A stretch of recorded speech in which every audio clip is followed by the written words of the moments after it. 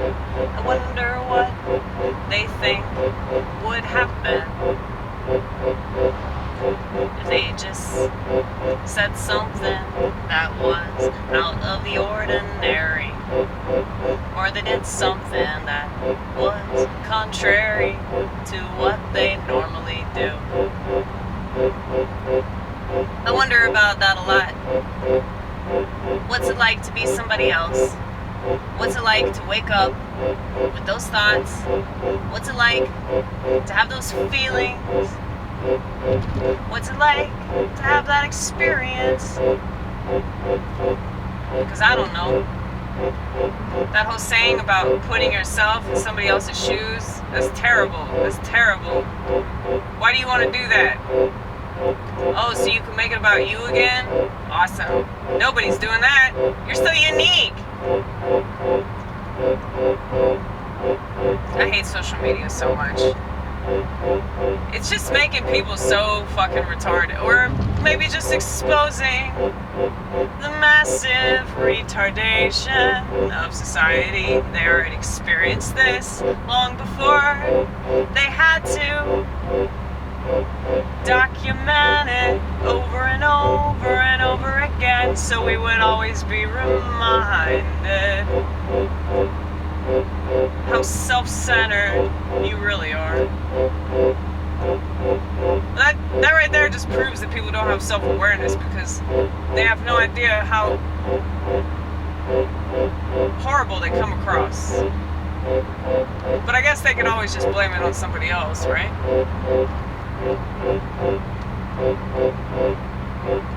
Well, Lord, please forgive me for ever doing that. Please forgive me for ever being like all the people that I complain about. I don't want to be like that, Lord. Shape me so that I can be exactly what you want me to be. And I don't have to do what they do. No, I've never had to do what they do. But there's a part of me that kind of sort of wants to. Because I think it's what I'm supposed to do. That's what I've been indoctrinated to think I'm supposed to do. Well, I was thinking about that in relation to children. Because there's this couple that I go to church with. They're a really beautiful couple. They have a beautiful, beautiful baby. Her name's Audrey. She has the prettiest eyes. She has her mother's eyes. And her parents are so happy. And they're not faking. They're really not. Anytime I see a happy family, I don't cry because of something I haven't got. But I vicariously experience it through them, and I'm happy for them. So for that reason, and that reason alone, I'm going to do whatever I can that's in my power to ensure that you can have your happy family.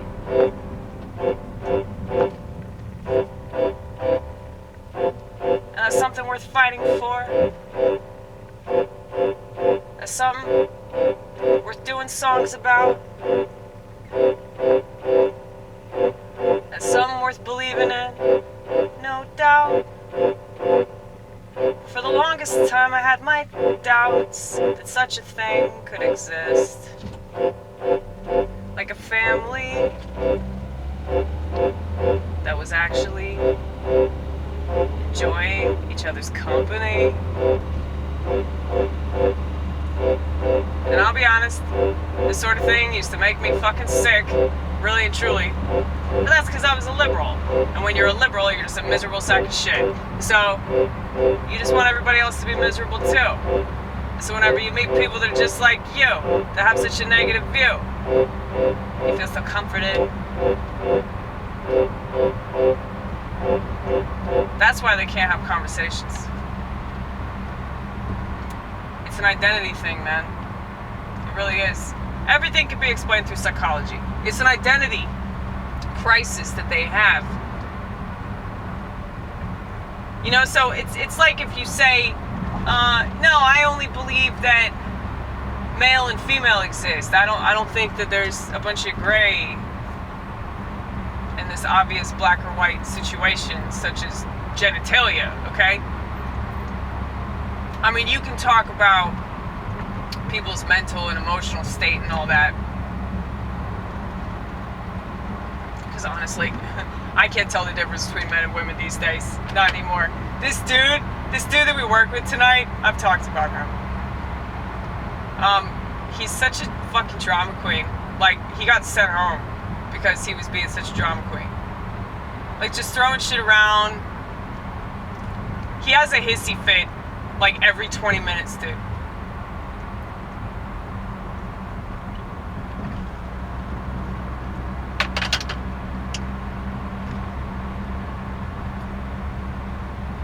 But it's like, I don't want to say, oh, you act just like a woman.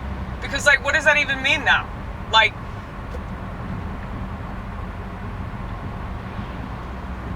what does that mean? Like, you can't make these statements anymore because, like, the world that we live in now is completely jacked up.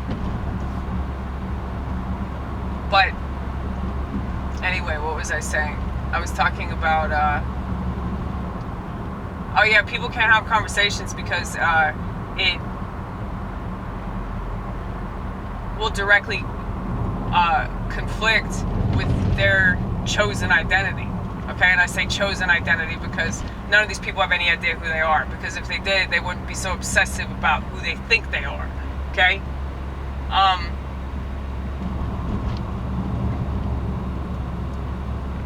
Like, people can deny that I have schizophrenia. I don't give a shit. They can deny whatever the fuck they want to deny. They can say that I'm making all this shit up. I don't care. I know that I'm not, and God knows that I'm not, so it doesn't matter. They don't have that kind of conviction in anything because they're not solid people. If you could even call them people, they're not solid at all. So it's like their foundation is always shaky. And so, of course, they're going to get super defensive and upset if you don't acknowledge that they're not whatever they say they are, or you don't believe what they think they believe.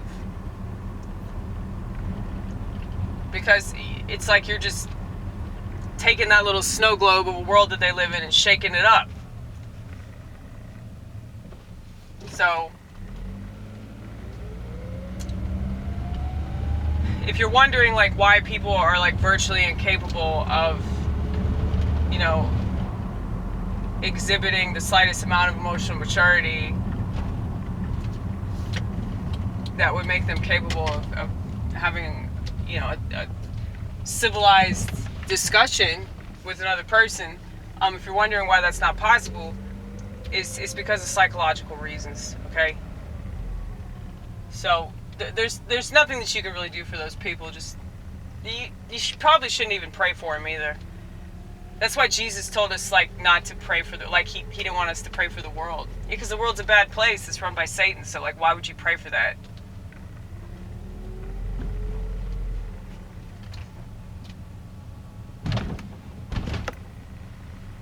Anyway.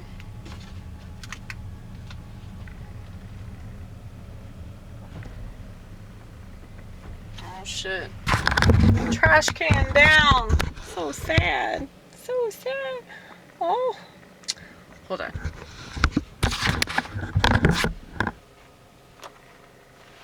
I always say hold on, but I'm the one holding you, Vortex. That's literally what I'm doing right now.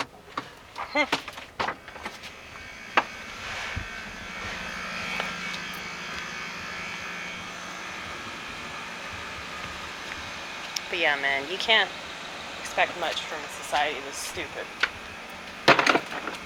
A society this stupid is definitely going to be emotionally immature.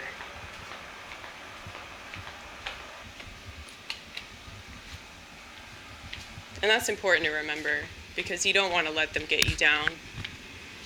It's just not worth it.